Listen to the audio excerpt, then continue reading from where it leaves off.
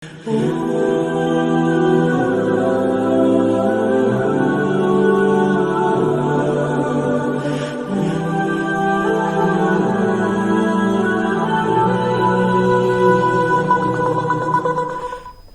আলাইকুম ওয়া রাহমাতুল্লাহি ওয়া বারাকাতুহু। মুমিনের আয়নার নতুন এই পর্বে আপনাদের সবাইকে জানাচ্ছি আন্তরিক মুবারকবাদ এবং শুভেচ্ছা। আজকে আমরা আলোচনা করছি রমজানে ইফতারের গুরুত্ব নিয়ে। রমজানে ইফতারের গুরুত্ব কি? প্রথম কথা হচ্ছে রমজানের যে মূল বিষয় সময় ব্যাপ্তি। রমজান এই রোজাগুলি আমাদের জন্য আল্লাহ রাব্বুল আমিন ফরজ করে দিয়েছেন। সুবহে সাদিক থেকে শুরু করে সূর্যাস্ত পর্যন্ত এই সময়টা সকল প্রকার পানাহার থেকে, সকল প্রকার পাপাচার থেকে নিজেকে বিরত থাকার নামেই হচ্ছে রোজা, এবং সেটা হতে হবে একমাত্র মহান রবের সন্তুষ্টির জন্য। কিন্তু এর একটি পার্ট হচ্ছে সাহরি, আরেকটি পার্ট হচ্ছে ইফতার। ইফতার কেন এত গুরুত্বপূর্ণ? ইফতারের মধ্য দিয়েই একজন রোজাদার রোজা ভাঙে। এজন্য ইফতারের এই পূর্ব মুহূর্তকে আল্লাহ রাব্বুল আমিন অনেক বেশি গুরুত্ব দিয়েছেন, যে ইফতারের পূর্ব মুহূর্তটা হচ্ছে একজন মুমিনের জন্য অনেক বেশি গুরুত্বপূর্ণ একটি ইবাদত। একজন মুমিন যখন ঠিক ইফতারের পূর্ব মুহূর্তে ইফতারকে সামনে নিয়ে বসে থাকবে, অপেক্ষা করবে, তখন সূর্য অস্ত যাবে। ঠিক সূর্য অস্ত যাওয়ার আগ মুহূর্তে ইফতার করবে। এই অপেক্ষাকে আল্লাহ রাব্বুল আমিন সবচেয়ে বেশি পছন্দ করেন, আর ইফতারের জন্য গুরুত্ব অনেক বেশি রয়েছে। তো ইফতারের যে মূল বিষয়টা আজকে আমি একটু সহজভাবে একটু আপনাদেরকে এক্সাম্পল দিয়ে একটু বোঝানোর চেষ্টা করছি। আমাদের সমাজে, আমাদের সোসাইটিতে আমরা যখন ইফতারের সময় হয়, আমরা অনেক খাবারের পসরা নিয়ে বসে পড়ি, যেখানে ইফতার দ্রুত করা হচ্ছে সুন্নত। আল্লাহ রসুল সাল্লাল্লাহু আলাইহি ওয়াসাল্লাম বলছেন যে তোমরা দ্রুত সময়ের মধ্যে ইফতার করে নাও।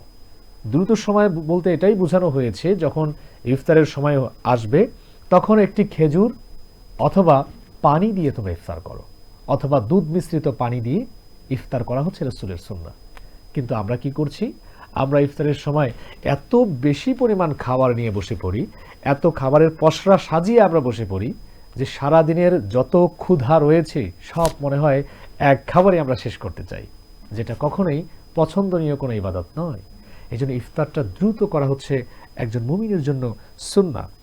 এরপরে ইফতারের এই পূর্ব মুহূর্তে আল্লাহ রাব্বুল আলামিনের কাছে দোয়া করা, প্রার্থনা করা।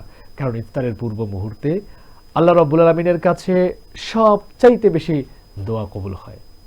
ইফতারের পূর্ব মুহূর্তে যখন আপনি আল্লাহর কাছে হাত তুলবেন, যখন আপনি আল্লাহ তাআলার কাছে দোয়া চাইবেন, আল্লাহ রাব্বুল আলামিনের কাছে যখন আপনি প্রার্থনা করবেন, এই সময়টা আল্লাহ রাব্বুল আমিন বান্দার অতি সন্নিকটে চলে এসে সেই বান্দার সকল চাওয়া পাওয়াকে পূরণ করার জন্য ব্যস্ত থাকেন।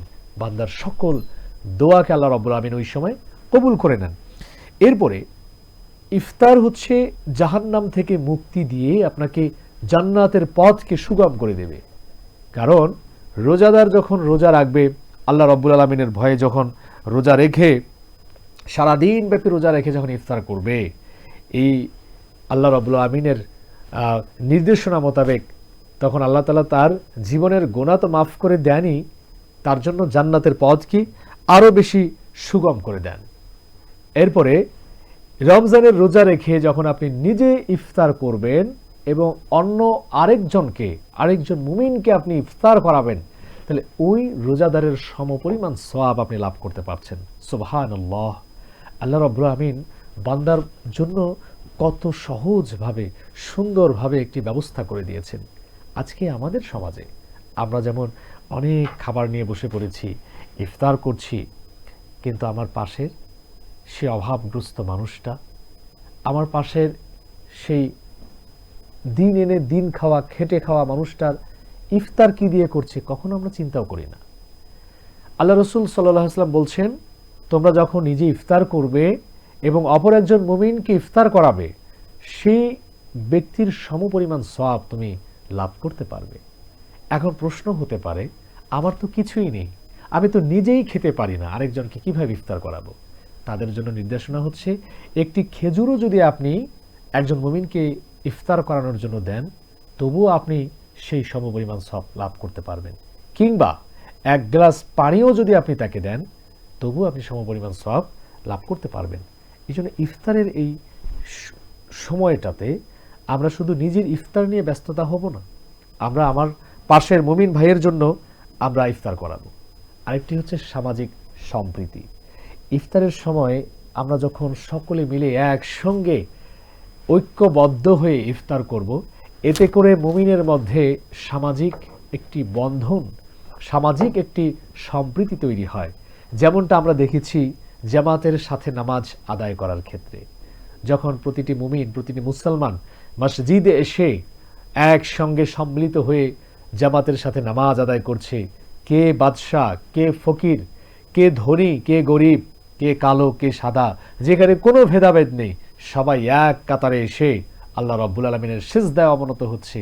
এটা যেমন আমাদেরকে সামাজিক সম্প্রীতি, ভ্রাতৃত্ববোধের শিক্ষা দিচ্ছে, ঠিক তেমনিভাবে সম্মিলিতভাবে যখন মুমিনরা ইফতার করবে এবং সবাই একই কাতারে শামিল হবে, সেখানেও কিন্তু আমাদেরকে আল্লাহ রাব্বুল আলামিন ঐক্যবদ্ধতার, সামাজিক সম্প্রীতির শিক্ষা দিচ্ছে। এই জন্য ইফতার শুধুমাত্র নিজে করার নাম নয়, বরং আরও চারপাশের মানুষগুলোকে সাথে নিয়ে আমরা ইফতার করব। এরপর আরেকটি গুরুত্বপূর্ণ বিষয়, আমরা সারাদিন ব্যাপী রোজা রেখে এত বেশি পরিমাণ ইফতার করে ফেলি যে আমাদের নামাজ পড়তে গিয়ে, সালাত আদায় করতে গিয়ে অনেক বেশি বাধার সম্মুখীন হতে হয়। স্বাভাবিকভাবে যখন মানুষ অতিরিক্ত খেয়ে ফেলে, অতিরিক্ত খাওয়ার কারণে সে কিন্তু নামাজরত অবস্থায় সঠিকভাবে সে করতে পারে না। তো এই জন্য নামাজের পরে পরে কিন্তু আমাদের একটা তারাবির বিষয় রয়েছে, যেমন আমরা তারাবির নামাজ আদায় করি। তো এই নামাজের ক্ষেত্রে অতিরিক্ত ইফতার করার কারণে অনেকের এটা প্রতিবন্ধকতা সৃষ্টি হয়। এজন্য অতিরিক্ত না, বরং ঠিক যতটুকু প্রয়োজন, যতটুকু সামর্থ্য রয়েছে, সামর্থ্যের মধ্যে আপনি নিজে ইফতার করবেন এবং অপর একজন মুমিন ভাইকে ইফতার করাবেন। এতেই তো আপনার নিজে যেমন আপনি একজন সার্থক মানুষ হিসেবে নিজেকে তৈরি করলেন, পাশাপাশি আরেকজন মানুষের মুখে আপনি খাবার তুলে দিচ্ছেন। এর চাইতে বড় খুশি আর কি হতে পারে? আল্লাহ রাব্বুল আলামিন হাদিসে কুদসিতে বলছেন, একজন রোজাদারের জন্য দুটি পুরস্কার রয়েছে। একটি পুরস্কার হচ্ছে ইফতারের সময়, আর একটি পুরস্কার হচ্ছে হাসরের ময়দানে আল্লাহ রাব্বুল আলামিনের সঙ্গে সাক্ষাৎ। সুবহানাল্লাহ। আল্লাহ রাব্বুল আলামিন এই ইফতারের পূর্ব মুহূর্তে ইফতারকে সামনে নিয়ে যে খুশি, যে আনন্দটা একজন মুমিনের মধ্যে দিয়েছেন, সেই আনন্দকে আপনি পৃথিবীর কোনো খুশির সাথে, আনন্দের সাথে আপনি একীভূত করতে পারেন না। আরেকটি হচ্ছে আল্লাহ রাব্বুল আলামিনের সঙ্গে সাক্ষাৎ। পৃথিবীর এমন কোনো মানুষ নেই যে চায় না তার রবকে, তার মনিবকে, তার সৃষ্টিকর্তাকে সে এক নজর দেখুক। অথচ আমাদের এই চর্মচক্ষু দিয়ে আল্লাহ রাব্বুল আলামিনকে দেখা সম্ভব নয়।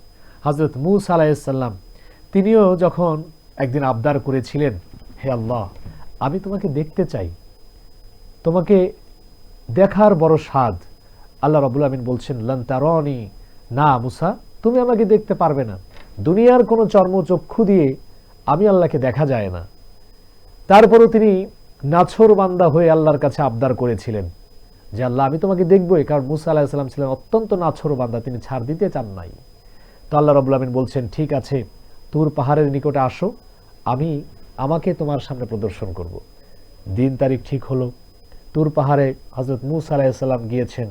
আল্লাহ রাব্বুল আলামিন তার নূরের তাজাল্লির একটি ঝলক মাত্র দিয়েছেন, গোটা তুর পাহাড় পুড়ে ছারখার হয়ে গেছে, হযরত মূসা আলাইহিস সালাম বেহুশ হয়ে পড়ে গেছেন, দেখতে পারেননি। জাস্ট একটি ঝলক খেয়ে তিনি বেহুশ হয়ে গেছেন। তো সেই চর্মচক্ষু দিয়ে যখন আল্লাহকে দেখা যায় নাই, কিন্তু এই স্বাদ, এই চাওয়া পূরণ হবে একজন রোজাদারের রোজা রাখার মধ্য দিয়ে পরকালীন জীবনে। তো এই চাওয়াটা আমাদের সকলের মনে রয়েছে, আর সেটা সম্ভব এই রোজার মধ্য দিয়ে। রোজাদারদের জন্য আরেকটি পুরস্কার রয়েছে হাসরের ময়দানে। রোজাদারকে রাইয়ান নামক একটি দরজা দিয়ে জান্নাতে প্রবেশ করানো হবে, যেই দরজা দিয়ে অন্য কোনো ব্যক্তি প্রবেশ করবে না। হয়তো রোজা না রাখার কারণেও অনেকেই জান্নাতে যেতে পারে বা যাবে, কিন্তু একমাত্র এই রাইয়ান নামক দরওয়াজা দিয়ে রোজাদাররাই প্রবেশ করতে পারবে। কারণ রোজাদারের মুখের গন্ধকেও আল্লাহ রাব্বুল আলামিন মিশকের গন্ধের থেকেও অধিক সুগন্ধনীয় হিসেবে অভিহিত করেছেন। একজন রোজাদার, তার মুখের দুর্গন্ধ কিন্তু মিশকের গন্ধের চাইতেও সুশোভিত।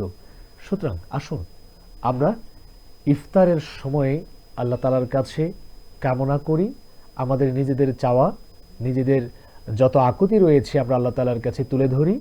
পাশাপাশি ইফতার যেমন নিজে করব, আমাদের চারিপাশের আত্মীয় স্বজন, পাড়া প্রতিবেশী, এরপরে অভাবগ্রস্ত, এতিম, মিসকিন, অসহায় যারা রয়েছে তাদের মুখেও আমরা একবেলা খাবার তুলে দিই, তাদের মুখেও আমরা একবেলা হাসি ফুটিয়ে দিই।